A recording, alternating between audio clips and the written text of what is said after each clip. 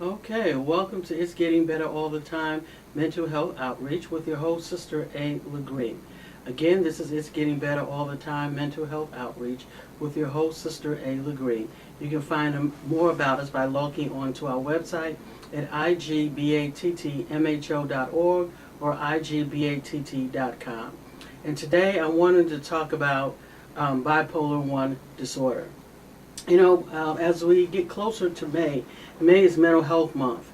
And usually what happens as it gets closer to May, everyone starts talking about mental health, right? People start saying things like, and depending on what group you are in, people say things like, oh, well, I don't know why this group of people, they don't care about mental illness. That's the problem. We never talk about mental illness. People just they don't want to talk. They are afraid of mental illness.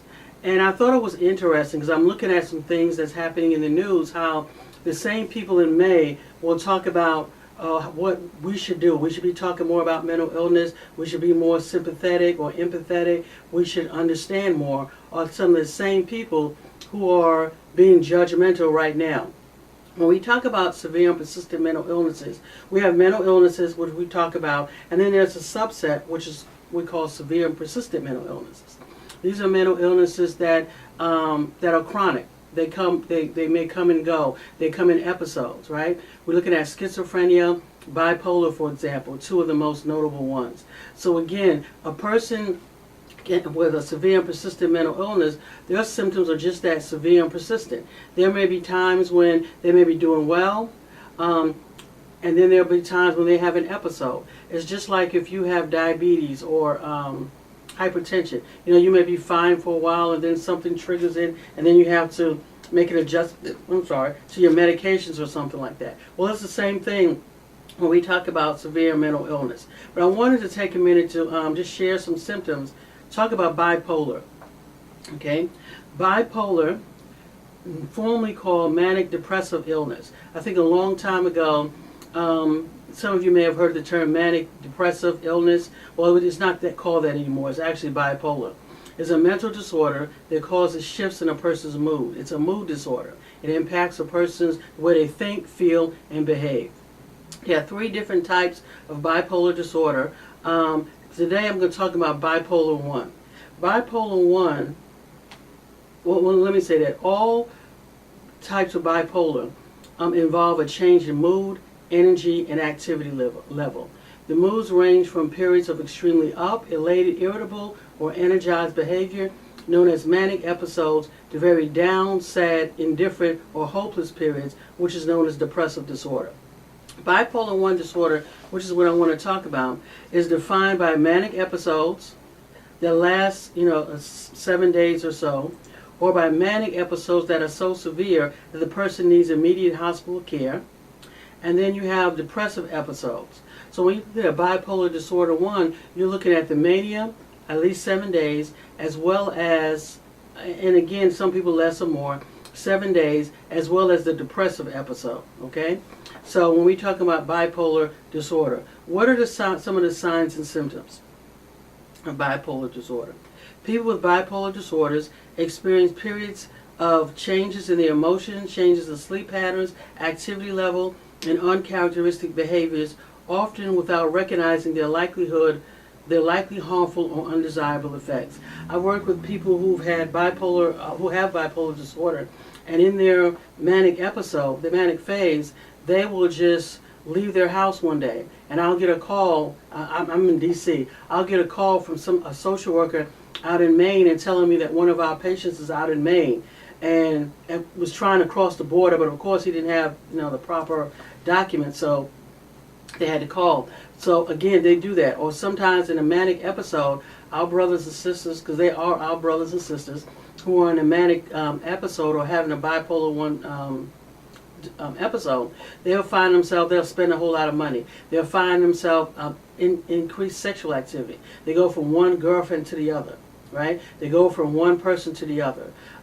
These are the people you might say, oh, they act kind of like whores, whatever, right, or promiscuous. But sometimes that may be true, but sometimes it's part of the illness. Okay, keep in mind, and another thing I want to say here, I was trying to follow my notes this time, is that it's two things can happen at the same time, can exist at the same time. A person can have a bipolar disorder and a personality. Everybody, we all have personalities. The personalities doesn't go away. The personality is still there.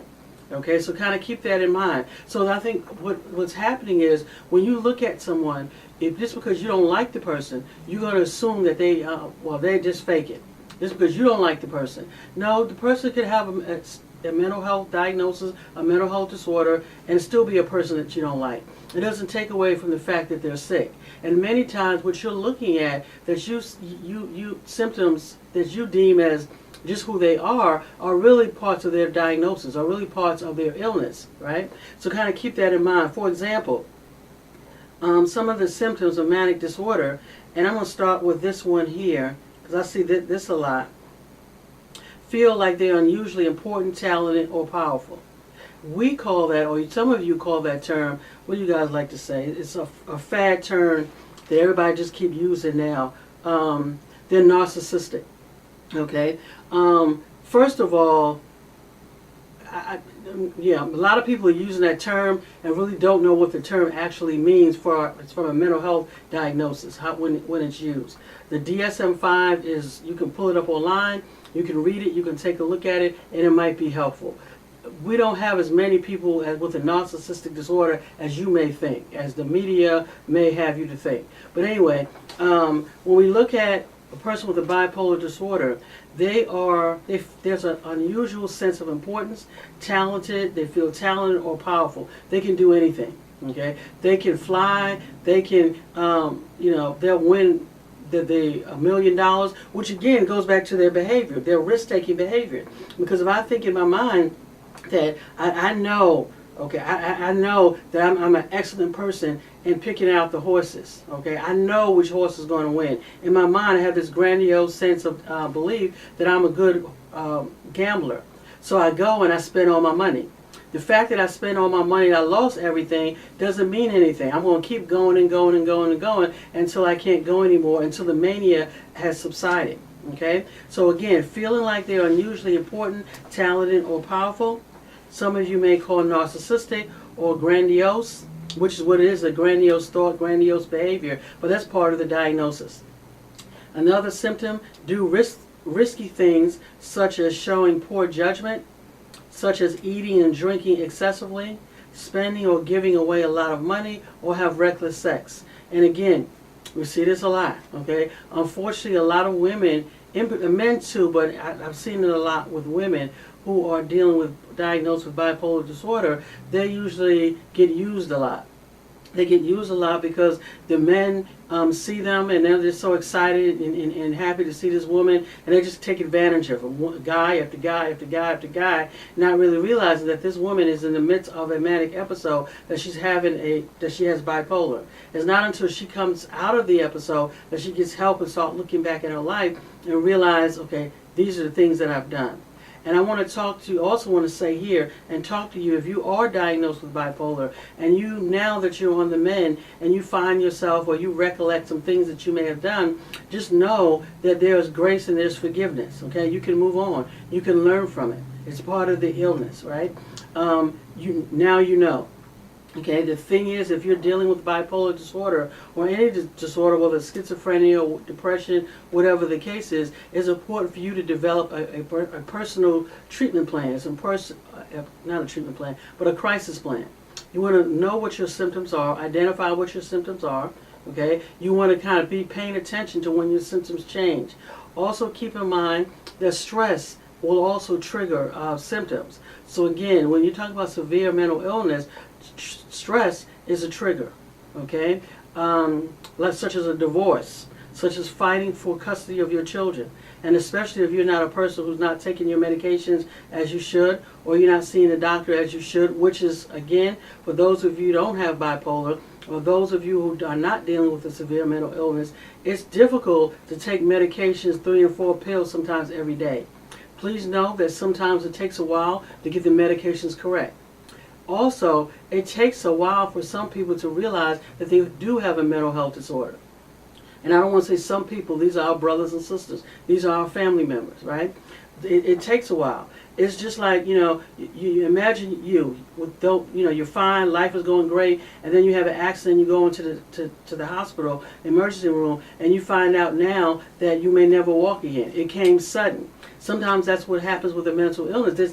There's a period that a person needs to kind of get used to having the mental illness. I have to get used to the fact that my life is changing. I have to get used to the fact that I have to take medications maybe for the rest of my life when we talk about severe and persistent mental illnesses. Not all the time, but many times that is the case, especially when we look at bipolar disorder.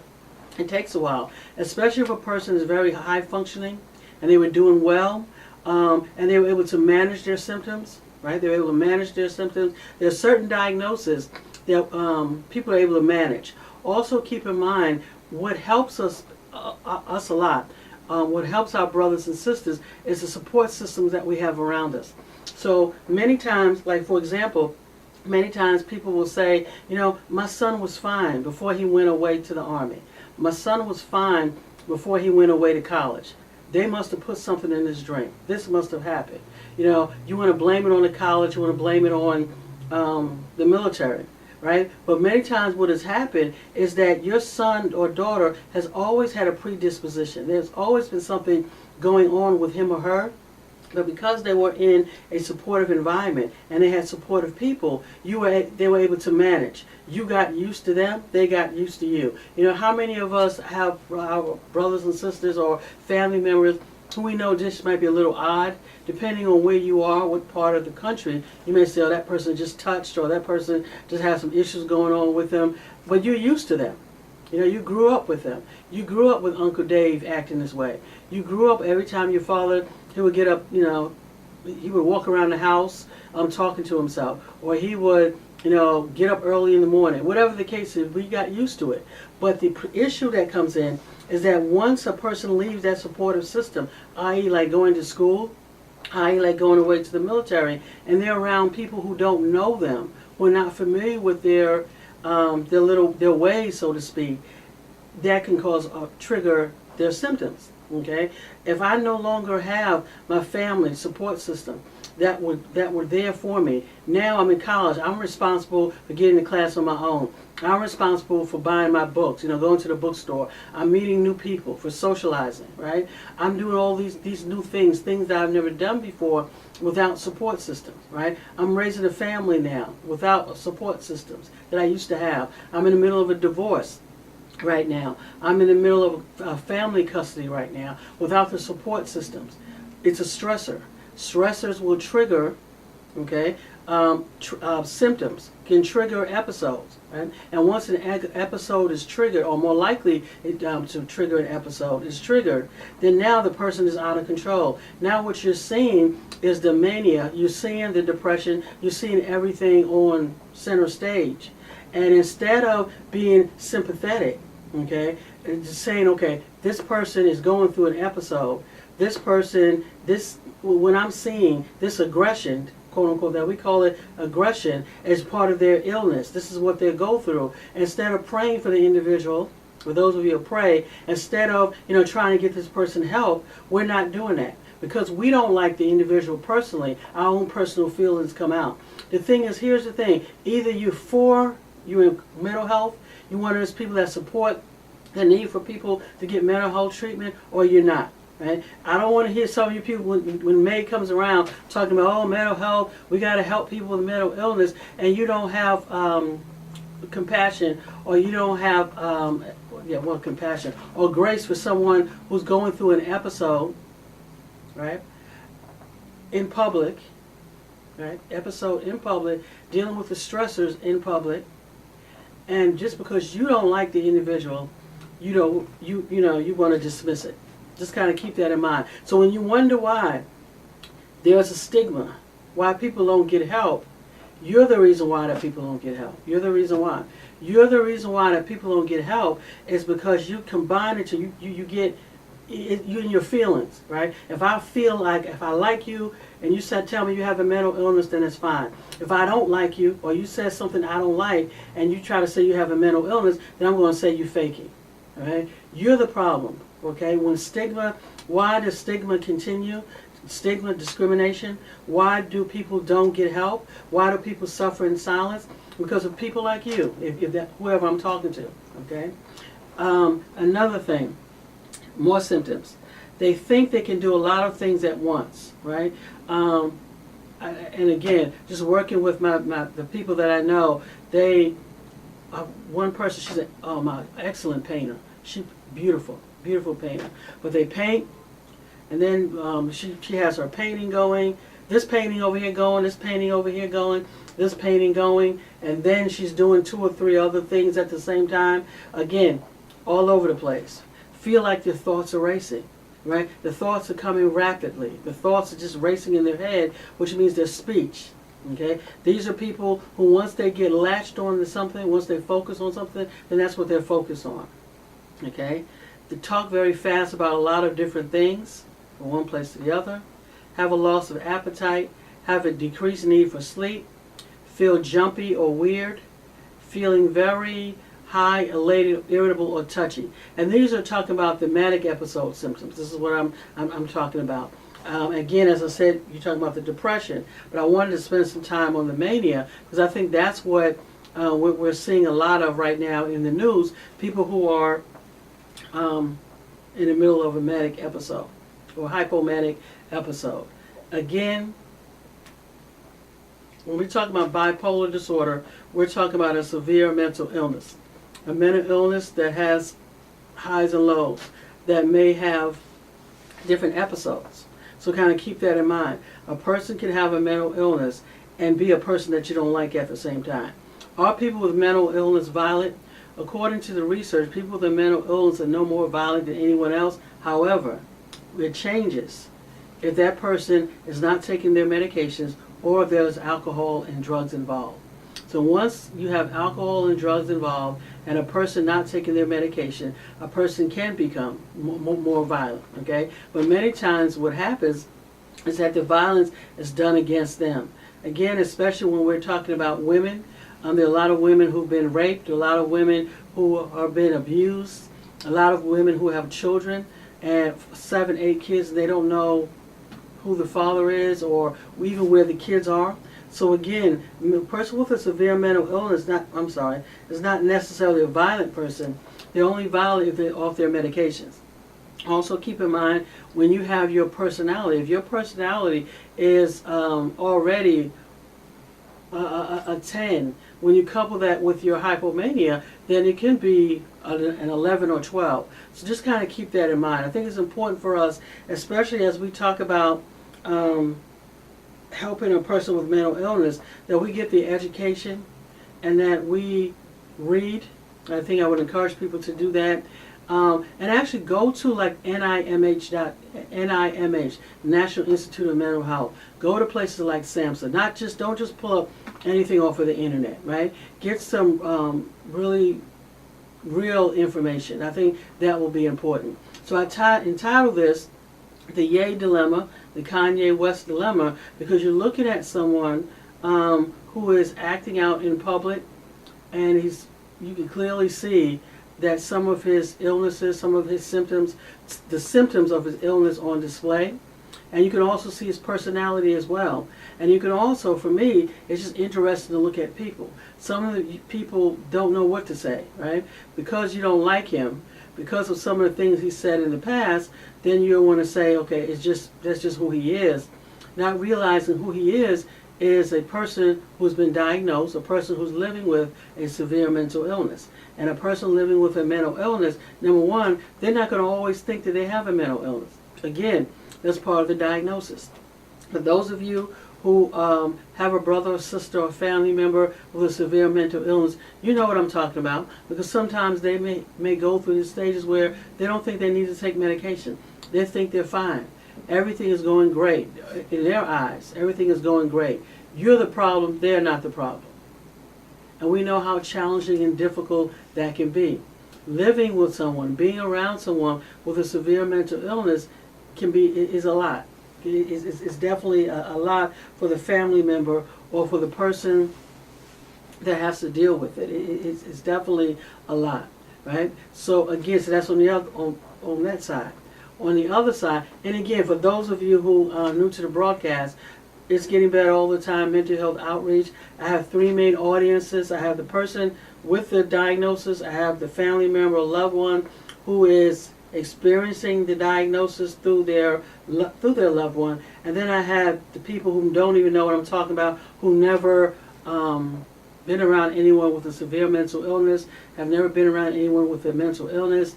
The only thing they know is what they hear around on May, which is Mental Health Month, if they hear that. So I'm talking to three different audiences.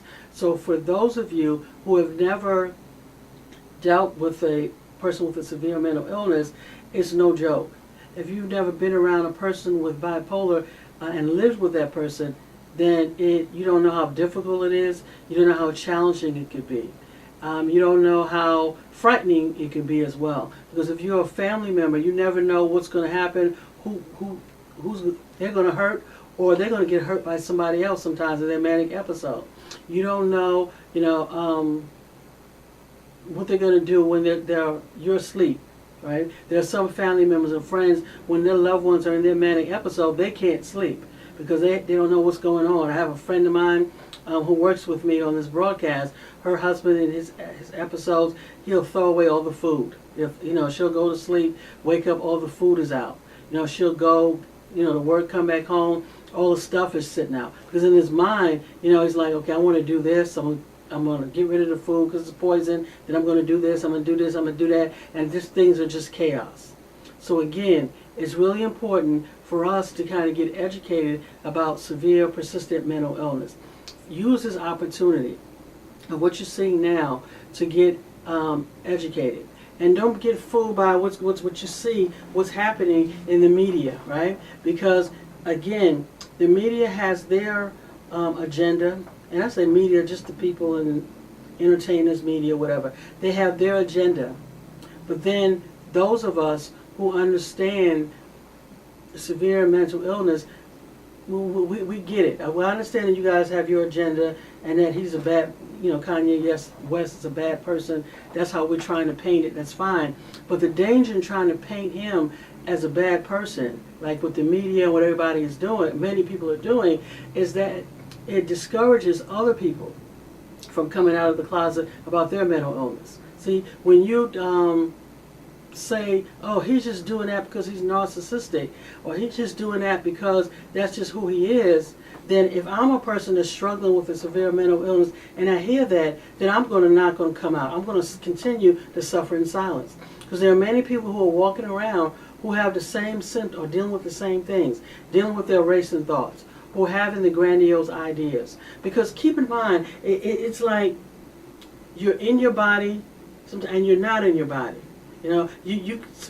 There's a point in the illness where you can see yourself going through different things, but sometimes you can't stop yourself. And then there's a point where you get to where you can't, you can't stop yourself. You're not even having that thought process. But when you're first starting to become unwell, you know that you're becoming unwell. You know that you're cycling out, beginning to lose control. Up to a certain point. But once you get to that certain point and you're in a full-blown manic episode or full-blown psychosis, then you don't know that anymore. But initially, many people sometimes have the insight to know that something is going wrong, something is not right with me. Okay, that's when you start seeing more alcohol use, more drug use, because I know something is happening with my mood. I don't put it together, but the alcohol and drugs help me. I know something is going on, but the sex helps me. The spending the money helps me. Until you get to a point where you're just totally out of control when we talk about the manic phase or psychosis. Which is why it's so important that for you, if you're living with a severe mental illness, I always preach it's important for you to know your illness, and your illness, of course, to know your symptoms. To have somebody around you that you can reach out to when you see yourself starting to become unwell. Because what we want to do, we want to catch the symptoms before they get worse, right? Psychiatric relapse does not just happen overnight. Psychiatric relapse happens over a period of time, right? So again, you can catch yourself. You can see yourself going down. These medications don't work like that unless you go into the hospital and you get a Haldol or a cocktail. But what I'm saying is that it's not like if you stop taking the medications on Monday, we're going to start seeing symptoms on Wednesday. No, it usually takes a period of time. Relapse happens overnight. What signifies relapse? Change. So again, when you start seeing changes in your life, then that's a problem. Or when you start feeling as if you're having changes, or when your loved one or family member, you notice it starts to make these changes. So it's really important that those of you who are listening to me while I'm doing this taping, is that you, one, become educated about mental illness, which is so important, that you educate your loved one about mental illness, and that you don't be ashamed to come out of the closet and talk about what's going on with you and your symptoms. Okay? Don't let what people are saying cause you not to come out. Right? There are treatments for people who are dealing with mental illness, whether they're severe and persistent mental illness. There is hope available. But if you're looking at what's happening in the news and you're scrolling the internet and you see some of the comments that people are making, it can discourage you. Please don't let it discourage you. Right? Come out of the closet, get help. Right? There is help available. There are supportive people around you. Yeah, they're definitely supportive people here. Again, this is It's Getting Better All the Time, Mental Health Outreach with your host, Sister A. Legree. You can find out more about us by logging onto our website at igbatt.com. Again, write us, or you can write us at P.O. Box 7432, Silver Spring, Maryland 20910. Again, It's Getting Better All the Time, igbatt.com. Visit our website, send us an email or a postcard. And just remember that no matter what you're going through, that you can make it. Things can change. Right? Today, tomorrow can be different. It doesn't have to be how it was today. God bless you and have a great day.